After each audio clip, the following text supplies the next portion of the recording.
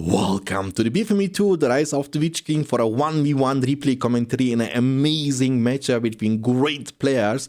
We have the green Dwarven player, Mr. Smog, at the bottom side of the map, versus the Goblin player, RotWK, at the top side of the map on this famous and beautiful looking map, Buckleberry Ferry. It's a Hobbit design map. I'm gonna show you. It looks awesome. So it's gonna be top versus bottom, and not this side to this side. So it's a huge map still. You can go for sneak attacks from both the sides. It has an amazing design. I will show you. Look at this beautiful design over here. Just like in the films, you know, the Hobbits. We have Samwise, Frodo, Pippin, and of course Merry, and this Nazgul, just like in the Fellowship of the Ring, is looking to find them, but they are just chilling there. And the Nazgul doesn't give up though. He's smelling something. Okay, talking about this matchup, Dwarves against Goblins. This can go either way. It's going to be a mess between quality of the Dwarves versus the quantity of the Goblins. So, you know, number or quantity has a quality on its own. Goblins will look for those big clumped engages, and Dwarves will try to focus more on the quality part and try to do their best to kind of, you know, force great fights for themselves. So 2-3 mineshafts into the Forge Works, that's something we barely see nowadays. Usually you see the Hall of Warriors for the Guardians, or potentially maybe sometimes also the Archer range for the Extroverts, but not in this game. 3 tunnels into the Spider Pit, into the Spider Links. We have also Goblin Creep at the bottom side, I mean behind of any fortress. This one is a bit, basically like it's a symmetrical map. Plenty of Goblins around this area. We have around this area the inn, protecting, of course, protected by the Trollea. And the same also around this location. We have also war creeps. So we have plenty of creeps on this map. Lots of stuff you can do, thanks to the big size of the map too. So it's going to be the second production building, talking about the Archer range for the Extroverts. Spiderlings are recruited, and now they will potentially go for harassment. Even though sending them one by one is not gonna do too much for you. But it looks like they will be used for creeping first. That's gonna be the creep number 1, taken by the Spiderlings. Easy creeping. And the Dwarven player is going for plenty of battle wagons. But what is his plan, you know? I'm curious, but we will find out very soon. So when you capture this inn as Dwarves, you will get the chance to recruit the Hobbits, which would fit to the design of the map quite a lot if you ask me. There is the goat, but it looks like we have more than one goat. We have 3 goats of Rise of the Witch King. But also 3 bears. There is a bear family. All of Warriors gonna be the production building number 3. So Extroverts, potentially some pikemen to protect them, in the battle wagons for sport. We have 2 of them. He was creeping this, I couldn't see it. With the battle wagons, what is he gonna do? They have no upgrades on them yet. You can go for the banner, but he's gonna choose to go for the Extrovert upgrade. With both of them? Actually, with both of them, yeah, true. So that means more damage against buildings. So if you want to get the damage against units, it's gonna be this one, Man of Deal. It's more effective when you want to fight against enemy army, but if you want to deal this structural damage, you want to go for the Extroverts. Good amount of damage though. But you need to kite. The beautiful part about those battle wagons is they can shoot as they walk. So you don't need to stand still to be able to shoot. And that's why in big numbers, if you have like 5 of them with Man of Steel or 5 of them with the Extrovert upgrade, they can actually do a devastating amount of damage to anything they touch. While they kite you, you cannot really catch them. But there are cavalry units which are definitely faster compared to these battle wagons, and also this counts for the Spiderlings. Spiderlings in big numbers can also counter them, but for now they are scouting and creeping at the same time. So 2 creeps taken by the Dwarves. He might go for the creep number 3 around this location.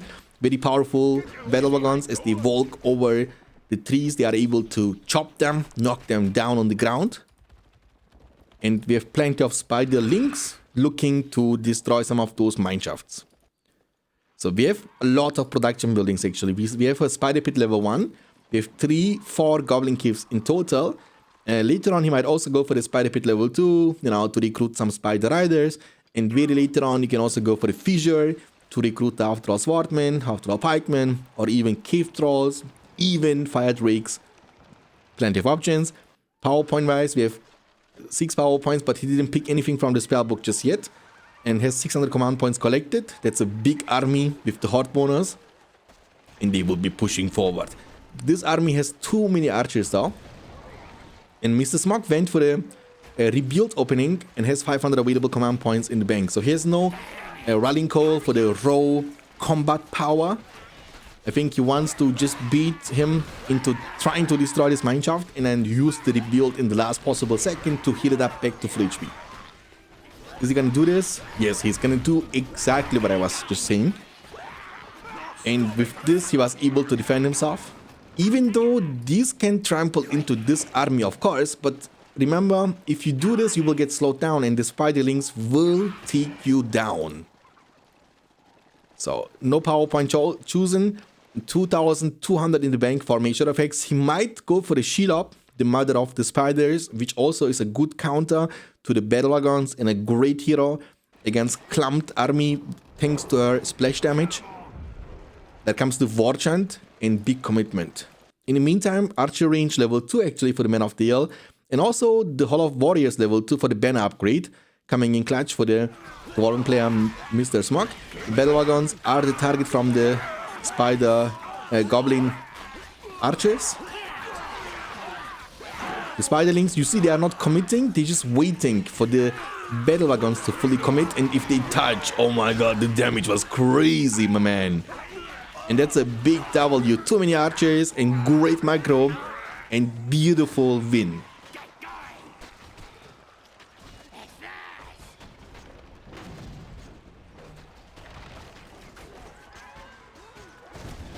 And now he will even be able to take down the creep for himself. Take it down. So how you wanna counter this? Because none of the battle wagons actually have banner, which means the army of dwarves have no leadership, and because he chose the rebuild at the beginning of the game, he does not even have the buff.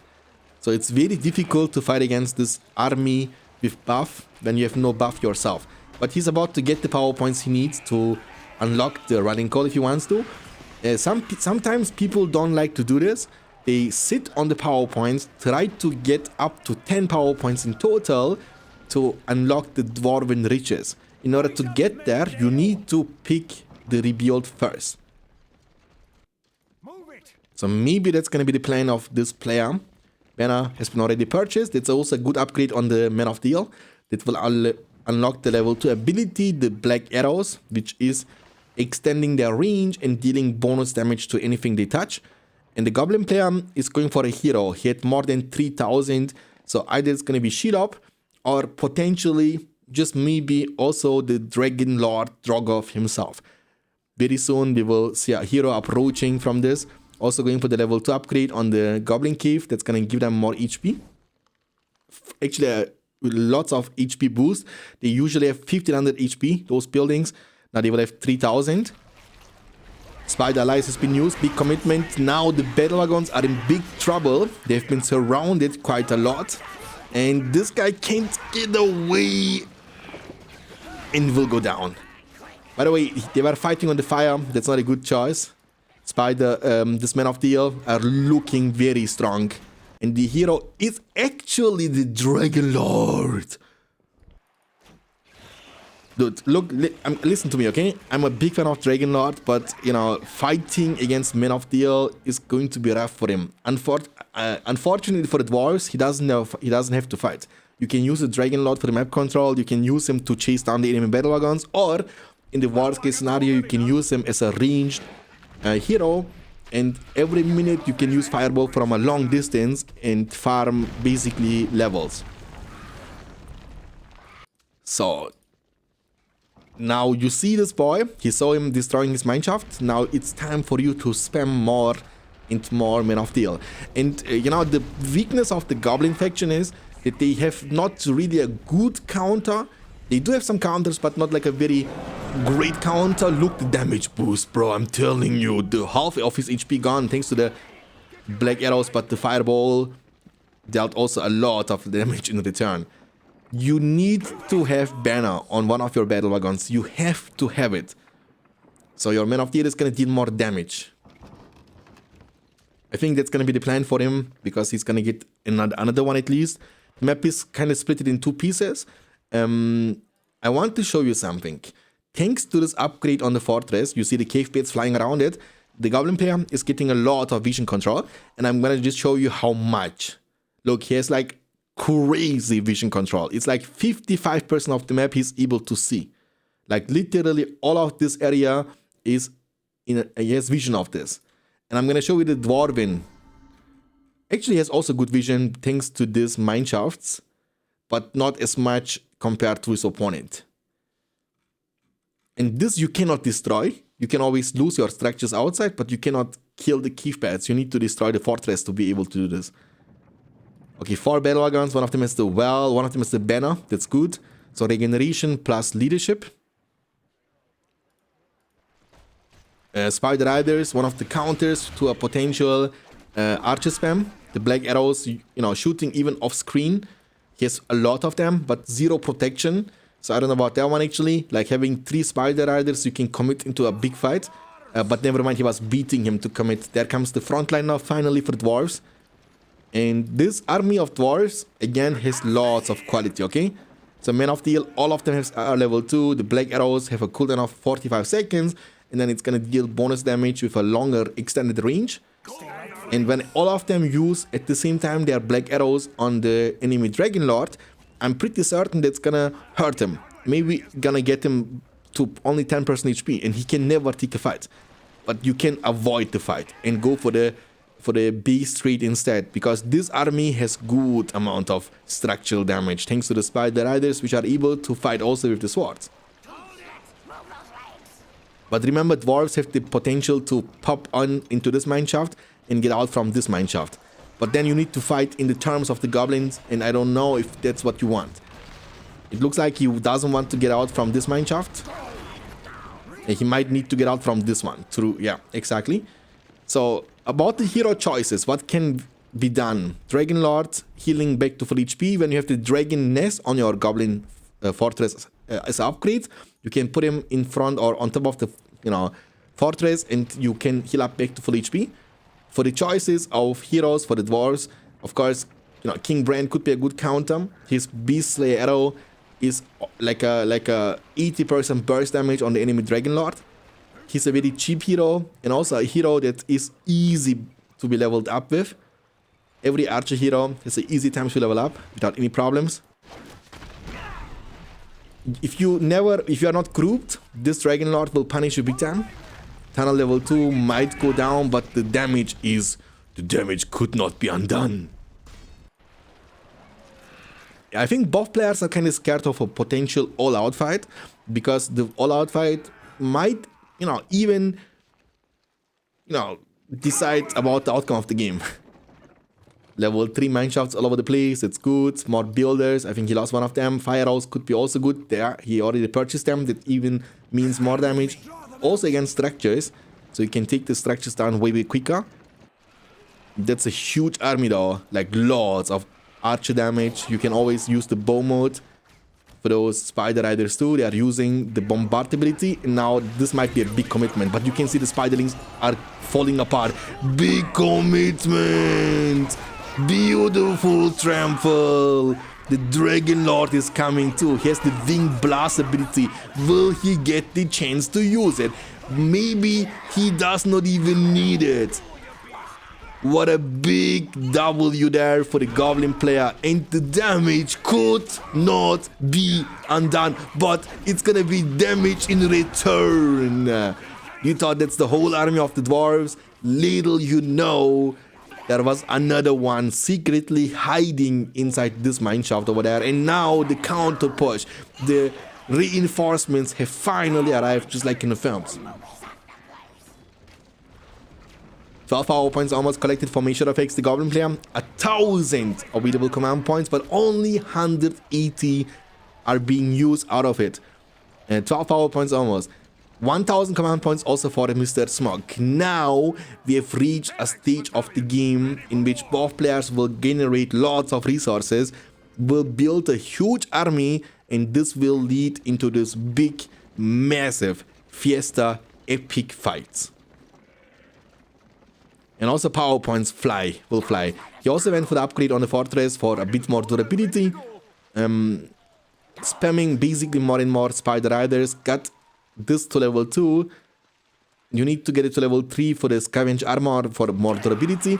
But keep please in mind that you cannot give those spider riders their heavy armor. That's not possible. What you can do instead is, of course, go for the fissure and spam lots of half-throw swordmen and give them the scavenge armor for a lot of durability. Also this goblin half-throw pikeman. But the damage is kind of crazy. You cannot compare the damage of raw archer unit that's exclusively archer versus the damage from spider riders, which are, you know, like a hybrid unit. Half-throw pikemen are kind of tinky though. The spider allies have been summoned for the second time, but they die also like flies to the Man of Steel. It looks like he doesn't want to overcommit in bringing more and more reinforcement. There is also a statue behind. If you don't shoot them back though, the Men of Steel are not tanky, so they might go down slowly but surely. Now they will turn and fight them. Oil barrel, boom! What a oil barrel on their face. Only knocking them down though, it doesn't chunk them or one-shot them. Okay, during this battle, more power points were able to get collected. Even though he was at 108 available command points like a minute ago, with this many production buildings, he was able to fill up his command points almost back to full immediately. Can't say the same about the Dwarves though. He went for the Dwarven Riches, which is like an economical choice of a power point, but doesn't give you any combat strength, and also not a reinforcement summon you could go for example, like Hobbit summon is a potential option, or the Lone Tower you can summon too. That's why he's building regular towers and also building a statue behind the tower, which will also affect the units inside the tower. The tower with the extra upgrade, this actually takes a long time, 30 seconds for the upgrade is like crazy a lot. But he has no armory. He actually went for the armor. Yeah, he actually went for the mithril mail too. Never mind. He already has it. That means more tankiness. Half-throw swordmen are coming now with their level 2 upgrade at least. I don't know what's going on, but there is lots of fire on the ground. Everybody's burning, I think. Yeah, they burned. Bro, they burning. I think he lost almost every one of his goblin archers there. Crazy. Level 2. Still level 2. Dragon Lord back from the graveyard. He's level 5. That's good. Level 6, and he's gonna be there very soon. Fireflight, another range ability he can use, and of course his deadliest ability, Incinerate, is gonna be available at rank 10. But once you're rank 6, it's gonna be way easier for you to get to rank 10, because then you will have 2 ranged, and with this also safe abilities you can use in a minute repeatedly, and then get, you know, yourself more and more experience all the way to level 10. Which of course is super devastating too. Some upgrades happening around the fortress. He's building some stuff. Fire arrow purchased. Scavenge armor, maybe firestone, maybe some of them. For me personally, this is the best catapult in the game. The Dwarven catapult with the double shot from the flaming shot is so good. They're building an army worthy of the Goblin town. Versus the Dwarven pride. Who will come ahead?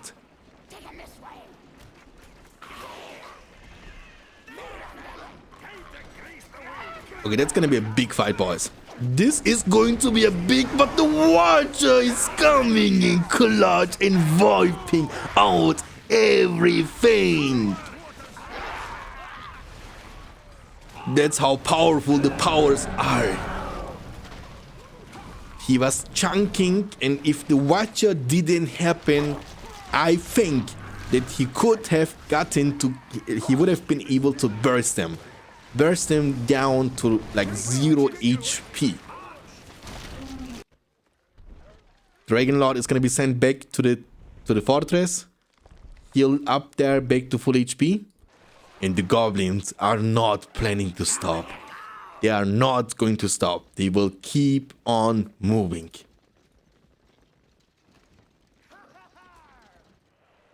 Dwarves are in big trouble. 5 power points collected on top of the Watcher.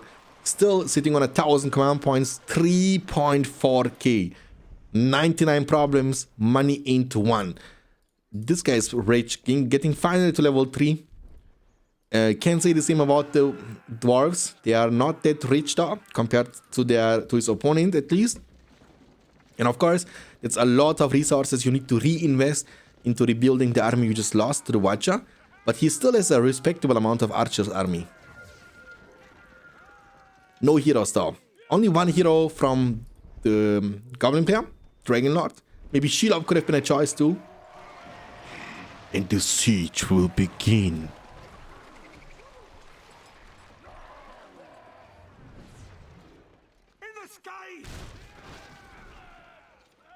Okay, this Michael Jordan doesn't deal too much damage. Not against units at least, but against buildings, it's a different situation.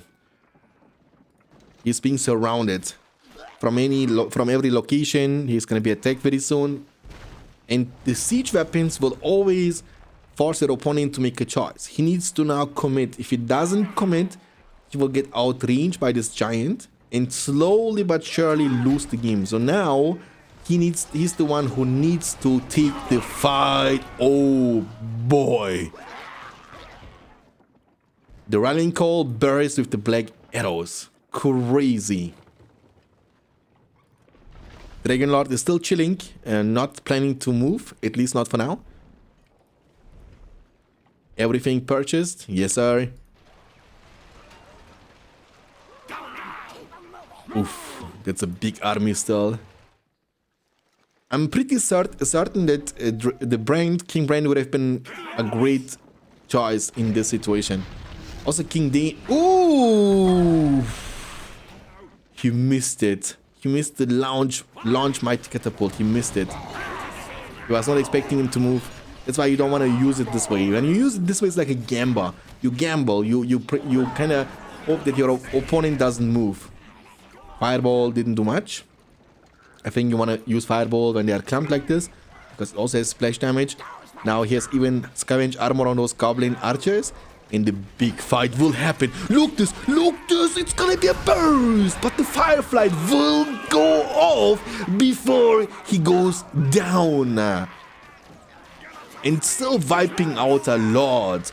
But after the Dragon Lord is gone, now the Goblin player needs to realize, I cannot take the fight. I cannot win this anymore.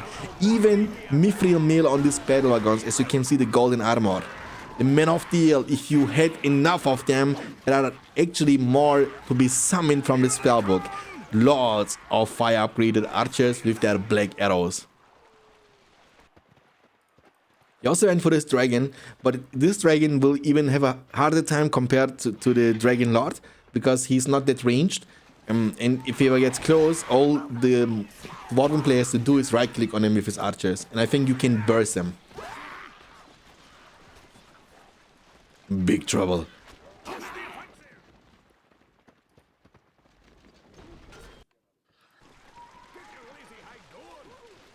Oh, here's a hero actually, okay. It's the Garkill, the Goblin King. Now here everything is shooting at you, right? So level 3 mineshaft, level 3 forge works, level 3 archer range. It's gonna be consistent damage over time. And he might be in trouble. I'm still believing that Garkill, the Goblin King, can potentially get away because he's so much faster. And this army is pushing. So even though the damage of fire upgraded Men of Steel is still great against buildings, but it's not like as great as a siege weapon can do. And I believe for that reason you need, at some point, you need to recruit some catapults actually to be able to deal the burst damage against buildings. Especially this fortress is going to be so resistant against anything you bring. Unless you bring those things. Hold on a second. That's a big commitment, by the way. Oof, they are looking for a trample. 0 pikemen. What a greed. What an absolute greed. He wants to finish off this fire drake, but the punishment, of course, you can't do this. You cannot just leave your army unprotected. The counter system is too hard for you. And even if you have armor or not, it doesn't matter. one trample will still end you. Gorkil kinda lost his way though. Level 3 would have been giving him the chance to mount. But look at the movement speed differential between the Dwarven army and Gorkil the Goblin King. And they have the high ground, by the way, 3 mountain giants. Literally on their mountain. So they have the home advantage. Boom, boom. Bro, this is kind of crazy. Hold on a second. So it says it extends the range. We know this. By the way, Dragon Lord came back in no time. Fireflight is going to be used. Burst. Ooh, son. Sit down. What a massacre. Another one. Okay, this was not good aimed. I was too excited a little bit. I thought he's gonna aim it literally in the center of this army, which would deal another great splash damage and wipe him out. But Goblins are the snowball faction. They don't give it a chance to come back. But also mistakes from Mr. Smog have been made over and over again in this game. You know, the true question is, what can you do about this? He went for Gimli. That's a good choice. I think you want to have heroes for the late game situation. Like, imagine he would have King Brain with the Beast Slayer arrow. Like, this alone, your King Brain being in your army would negate the whole existence of the Dragon Lord. Because he would know whenever he steps up, you will use it on him and he will lose like 70% of his HP. Then all you need to do is like 2 battalions of archers with the black arrows and you finish him. Imagine you have King Dane with the leadership, plus you can use the mighty rage, you know, all of this stuff, and you are tanky. You can have frontline power. By the way, we have seen also Shelob. She's gonna be used. No, that's not Shelob. That's the oh, burst. Okay, so the damage is still not bad, but of course the damage is not comparable. It's nothing in comparison to the black arrow dip. Oh my god, so satisfying.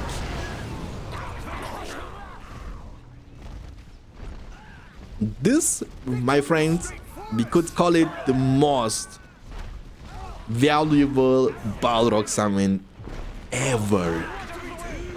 Shelob. Also he had Shelob. Goblins are so much wealthier. He has almost 10,000 resources in the bank. What can the little dwarf, the little web dwarf Gimli do about this? Absolutely nothing. That's the launch the mighty catapult. Didn't do as much as I was expecting it to do. 24 power points for Mr. Smog. The 2 choices of the 25 from the dwarves, of course, are the Earthquake or the Summon Citadel. The Balrog is moving like a boss. You think this is the Durin's pain? The dwarves dig too much. I am death. I am fire. There was Smog, I know. Kaboom. They're all level 3, that's why they don't get destroyed, or level 2. It's super tanky building, by the way, but it's not tanky enough. He will still be able to finish them off. And also this guy is level 4 for leadership. That's the only way dwarves, goblins can actually get leadership, if you don't know. He finally going for the King Dane and finally going for the King Brand, but now we are talking about late game and they are still only level 1. It's much easier to level up at the beginning. The Watcher in the water. Oh my god, I'm gonna show you.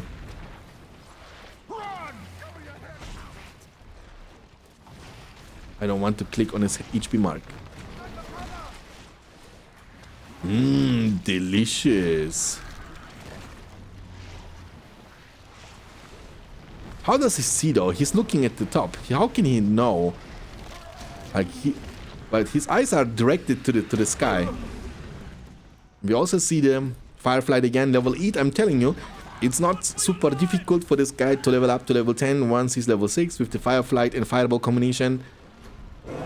2 minutes 30 seconds. It's a long cooldown, but it's a very powerful ability. And we see a lot of half-throw swordmen. Let's go. Boom chakalaka.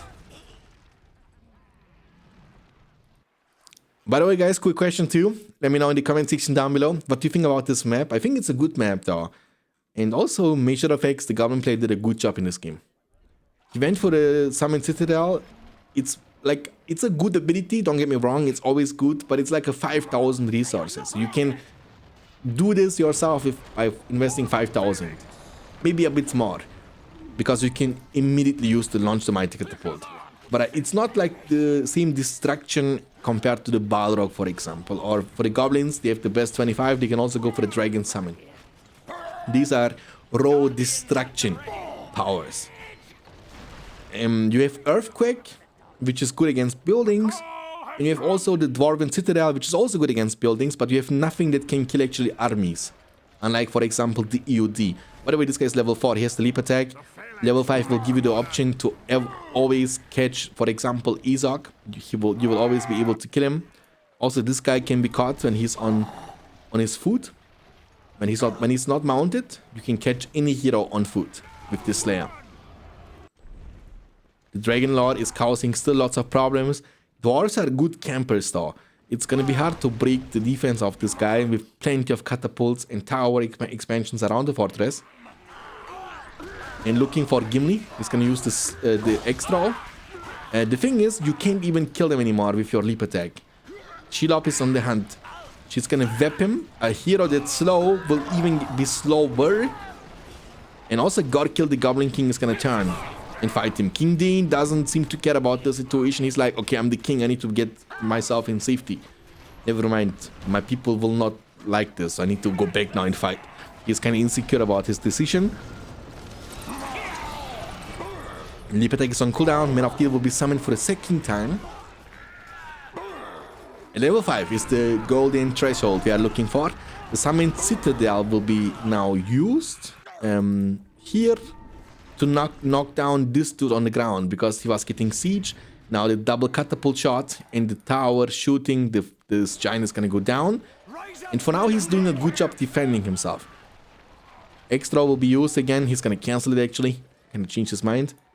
Level 2 almost, but you know, level 5 you need to get for this ability to work. Mighty Reach. And imagine you have like the leadership from him, plus the Rallying Call buff, plus the Mighty Reach spell, and all of that on like 5 to 6 battalions of Men of Steel. You basically can, I think you can even kill the Balrog with it.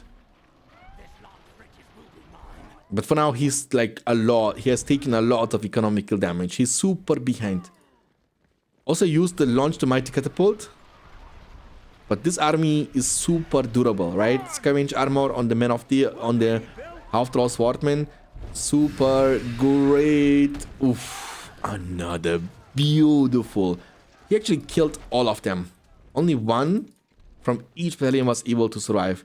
So that's not a bad thing because you can put them next to the well or next to the fortress. I think he also had the healing upgrade on the fortress.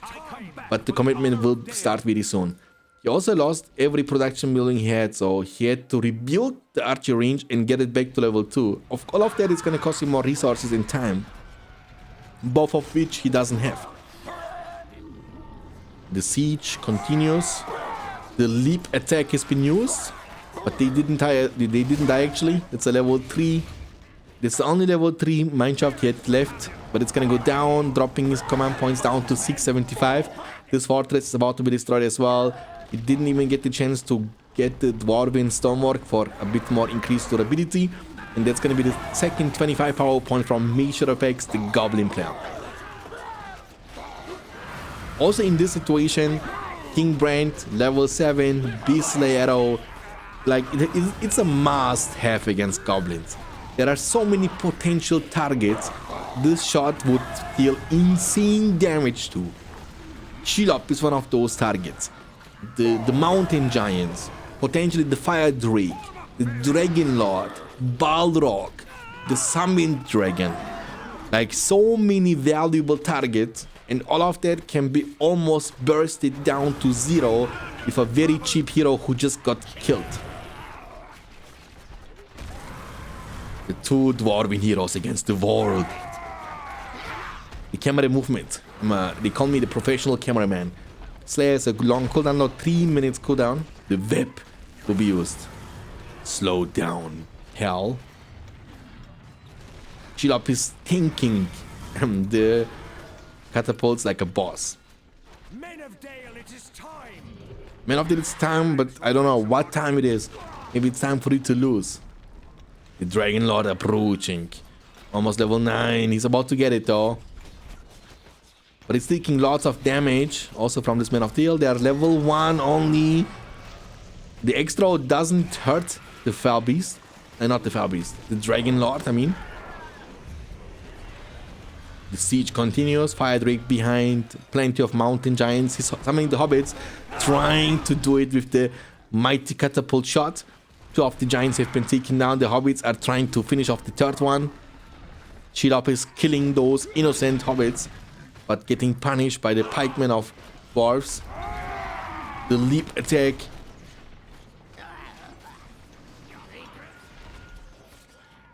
I'm wounded. I return to defend my people. Okay, we hurt King Brand, but he's, watch this. He's still level 1. It's so difficult for him now. Everything he wants to kill has now scavenge armor. You need to shoot them multiple times. That's why he's an early game hero. Once you get the slam shot, it's going to be different.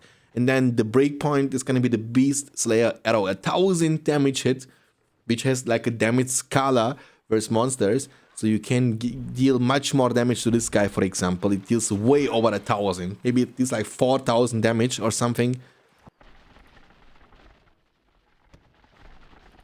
Also, this guy is like a monster, right? It basically deals bonus damage to every monster. To every beast. That's why it's called Beast Slayer arrow.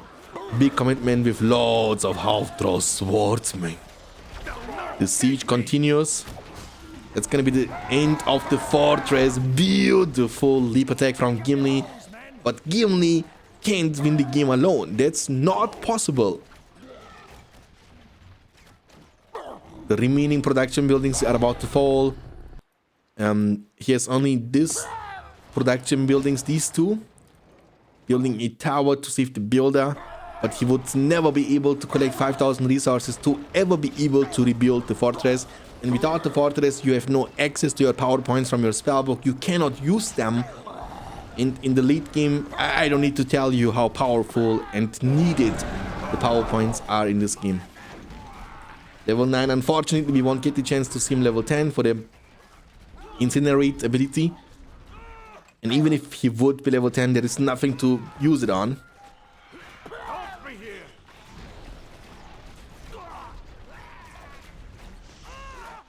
What's this? I think I'm hurt. Boom! I mean, you see, that's what I'm telling you, right? These 2 Dwarven heroes, even without any backup, did such a good job. When you play this game, the main differential between BFME games and other RTS games are the heroes. It's based on the Lord of the Rings trilogy, so get yourself some heroes. GG played, Goblin player, did a phenomenal job finishing his opponent with everything but the faction had to offer. We have seen Balrog, the Dragon Lord, the Dragon from the Summon 2. If you enjoyed this game, if you don't want to miss out future uploads on this channel, make sure to subscribe to the channel, leave a like to this video. I will see you in the next video. Until then, take care of yourself, keep hitting like a truck, and as always, stay beyond standards. Peace out, boys.